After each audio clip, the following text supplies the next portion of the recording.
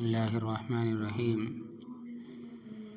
غسل کے فرض ہونے کی صورت: حدث اکبر سے پاک ہونے کے لیے غسل فرض ہے اور حدث اکبر کے پیدا ہونے کے 4 سبب ہیں۔ پہلا سبب خروج منی، یعنی منی کا اپنی جگہ سے شہوت کے ساتھ جدا ہو کر جسم سے باہر نکلنا، سونے میں یا جاگنے میں، بے ہوشی میں یا ہوش میں، جماع سے بغیر یا جماع کے، کسی خیال و تصور سے یا خاص حصے کو ہاتھ سے حرکت دینے سے، یعنی مستحضنی کرنے سے، یعنی کہ ہاتھ سے نکالنے سے، یا لواطت اغلام بازی سے، یا کسی مردہ جانور سے خواہش پوری کرنے سے۔ اگر منی اپنی جگہ سے شہوت جدا ہوئی مگر خاص حصے سے باہر نکلتے وقت شہوت نہ تھی تب بھی غسل فرض ہو جائے گا۔ مثلا منی اپنی جگہ سے بشہوت جدا ہوئی مگر اس نے خاص حصے کے سوراخ سے روئی یا ہاتھ ہٹا لیا اور اب منی بغیر شہوت خارج ہو گئی۔ مثلا اگر کسی کے خاص حصے سے کچھ منی نکلی اور کچھ اندر باقی رہ گئی اور اس نے غسل کر لیا، بعد غسل کی وہ منی جو باقی رہ گئی تھی وہ بغیر شہوت کے نکلی، تو اس صورت میں پہلا غسل باطل ہو جائے گا، دوبارہ پھر غسل کرنا اس کے اوپر فرض ہے، بشرطے کہ یہ باقی منی قبل سونے کے اور قبل پیشاب کرنے کے اور قبل 40 قدم یا اس سے زیادہ چلنے کے نکلے۔ اگر کسی کے خاص حصے سے پیشاب کرنے کے بعد منی نکلے تو اس پر بھی غسل فرض ہو جائے گا، بشرطے کہ شہوت کے ساتھ ہو۔ مثلا اگر کسی مرد یا عورت کو اپنے جسم یا کپڑے پر سو کر اٹھنے کے بعد طری معلوم ہو، یعنی بھیگا بھیگا معلوم ہو، تو اس میں 14 صورتیں ہیں، من جملہ اس کے 7 صورتوں میں غسل فرض ہے۔ مثلا اگر یہ یقین ہو جائے کہ یہ منی ہے اور احتلام ہو۔ نمبر 2، یقین ہو جائے کہ یہ منی ہے اور احتلام یاد نہ ہو۔ نمبر 3، یقین ہو جائے کہ یہ مزی اور احتلام یاد ہو۔ نمبر 4، شک ہو کہ یہ منی ہے یا مزی ہے اور احتلام یاد ہو۔ شک ہو کہ یہ منی ہے یا ودی ہے اور احتلام یاد ہو۔ نمبر 6، شک ہو کہ یہ مزی ہے یا ودی ہے اور احتلام یاد ہو۔ شک ہو کہ یہ منی ہے یا مزی ہے یا ودی ہے اور احتلام یاد ہو۔ ان سب صورتوں میں غسل فرض ہے۔ مثلا اگر کسی شخص کا ختنہ نہ ہوا ہو اور اس کی منی خاص حصے کے سوراخ سے باہر نکل کر اس خال کے اندر رہ جائے جو ختنے میں کاٹ دی جاتی ہے تو اس پر غسل فرض ہو جائے گا، اگرچہ وہ منی اس خال سے باہر نہ نکلی ہو۔ دوسرا سبب علاج، یعنی کسی شہوت والے مرد کے خاص حصے کے سر کا، یعنی سپاری کا، کسی زندہ عورت کے خاص حصے میں یا کسی دوسرے زندہ آدمی کے مشترک حصے میں داخل ہو، خواہ مرد ہو یا عورت یا مخنث، منی گرے یا نہ گرے۔ اس صورت میں اگر دونوں میں غسل کے صحیح ہونے کی شرطیں پائی جاتی ہے تو دونوں پر، ورنہ جس میں پائی جاتی ہے اس پر غسل فرض ہو جائے گا۔ اگر عورت کنواری غیر شادی شدہ ہو تو اس میں بھی یہ شرط ہے کہ اس کی بکارت دور ہو جائے گی۔ مثلا عورت کمسن، کم عمر ہو مگر ایسی کمسن نہ ہو کہ اس کے ساتھ جماع کرنے سے اس کے خاص حصہ اور مشترک حصہ مل جانے کا خوف ہو، تو اس کے خاص حصے میں مرد کے خاص حصہ کا سر داخل ہونے سے، یعنی کہ سپاری داخل ہونے سے مرد پر غسل فرض ہو جائے گا، اگر اس میں غسل کے صحیح ہونے کی شرطیں پائی جاتی ہو۔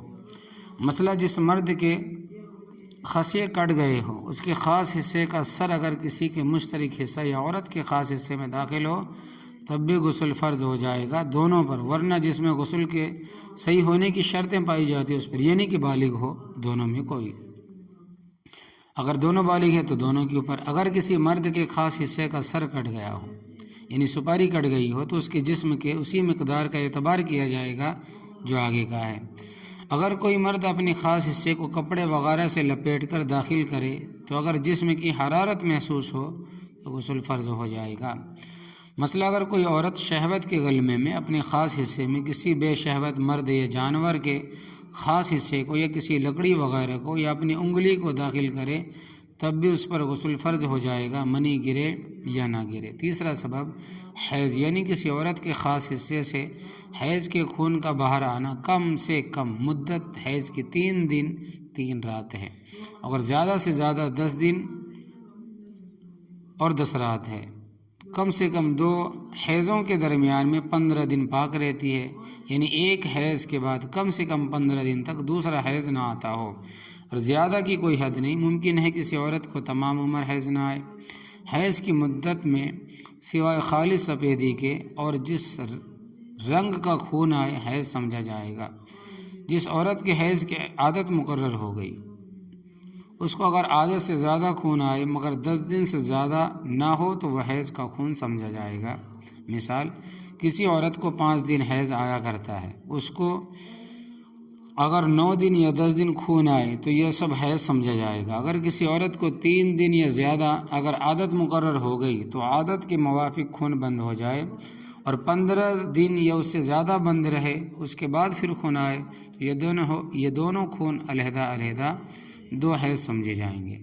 مسئلہ، اگر کسی عورت کو 10 دن سے کم حیض ہو کر بند رہے، اس کے بعد پھر خون آئے تو خون کے آنے کے وقت سے 10 دن تک اس کے حیض کا زمانہ سمجھا جائے گا۔ اگر عادت مقرر نہ ہو ورنہ خون آنے کے دن سے بقدر عادت کے حیض سمجھا جائے گا۔ مثال، جس عورت کی عادت مقرر نہیں ہے، ان کو 1 دن خون آیا، اس کے بعد 14 دن تک بند رہا، اس کے بعد پھر خون آیا تو 1 دن وہ جس میں خون آیا، وہ 9 دن وہ جن میں خون نہیں آیا، یہ جملہ 10 دن حیض سمجھے جائیں گے۔ حیض بند ہونے یا مدت کے ختم پر غسل کر لیں۔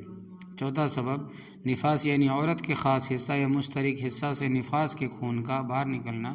نفاس کا حکم اس وقت کے خون سے دیا جائے گا جو نصف سے زیادہ حصہ بچے کے باہر آنے کے بعد نکلے۔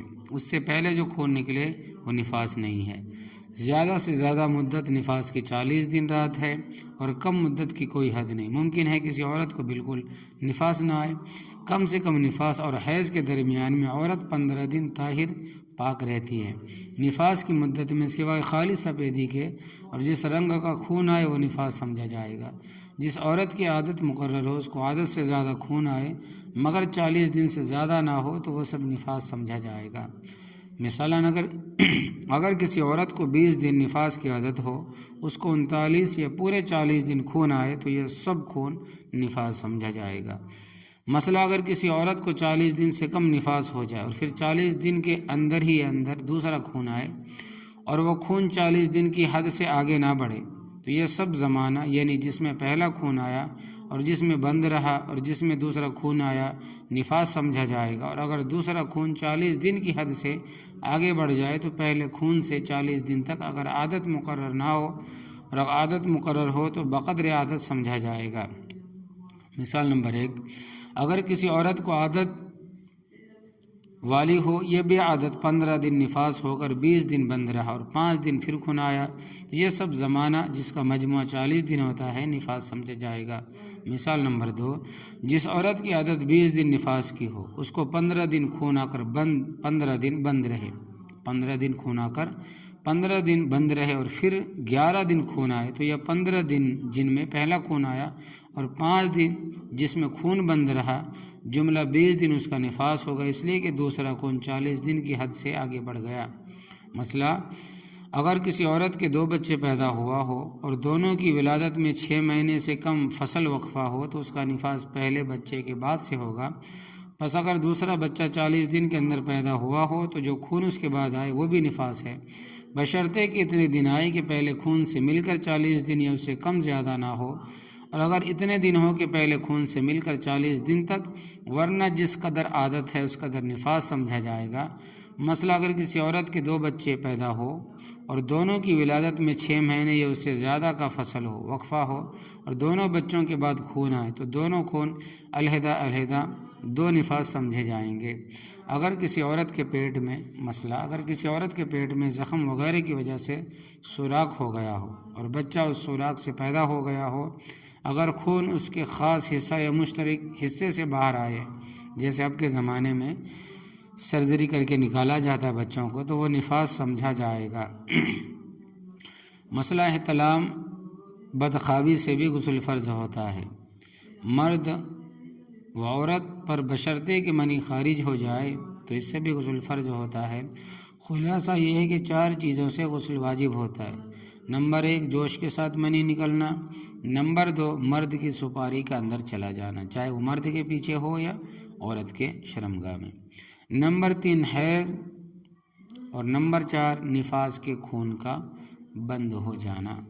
تو یہ ہے غسل کے جس حالت میں غسل فرض ہونے کی صورت ہے وہ یہ حالت ہے۔